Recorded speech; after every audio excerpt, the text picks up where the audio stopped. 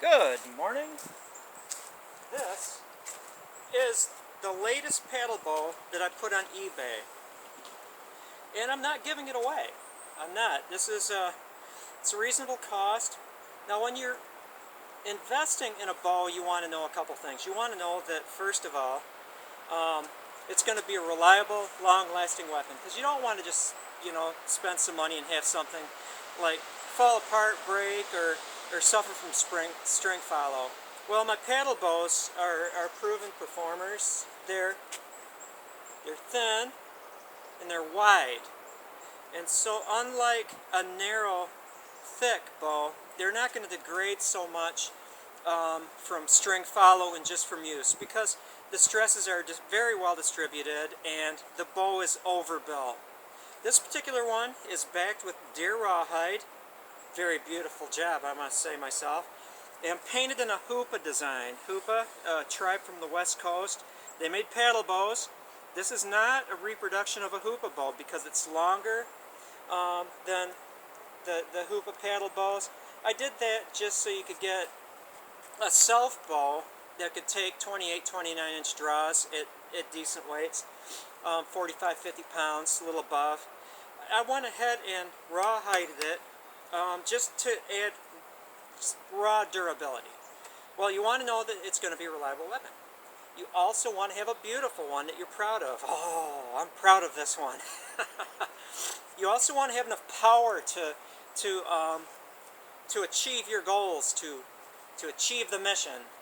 And this one, 60 pounds at 28 inches, approximately, maybe a couple pounds above. Flight shot this morning, 205 yards, so it does pack enough punch to drop whatever you want to drop. And also you want it to be able to shoot stuff accurately. So I'm standing back here actually at 40 yards from my target. Let's see here, and hey Mick, I feel your pain, man. When you make bows and you don't shoot them all that often, you're not going to develop, and maintain your beautiful shot. But I think I can hit like a deer at 40 yards with a paddle bow. They're my friends. There we go. 40-yard shot. Hit the deer. And I'm not gonna buffle you. It took me 2 takes. I mean, the first time I shot at him, it went about a foot above him, and then this next time, yeah, I hit him. Anyway, 40-yard shot with my friend the paddle bow. I figure I do one part of the shooting. If you notice my style, whether or not I'm down here, being sneaky, or up here, I acquire left and right, and then my paddle bow tells me when to release, because I've got an incredible responsiveness as far as how far should I pull back and at what angle, and it's just like throwing that ball into a bucket or a basketball. The paddle bows give me the same feeling. If I had a standard long bow,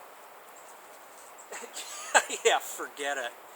I wouldn't be able to just come out here cold without practicing, and hit a 40-yard shot.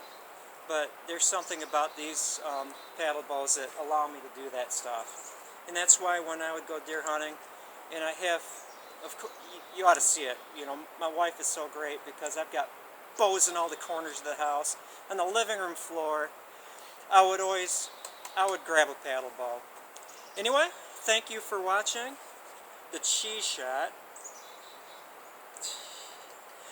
Dyed red, so the deer that are sneaking around behind you aren't going to be flagged as much by bright, wood. And you can own this bow. I better get back to work. And yes, I am working on my commission bows. I've got them backed up, but I'm working on them. Promise.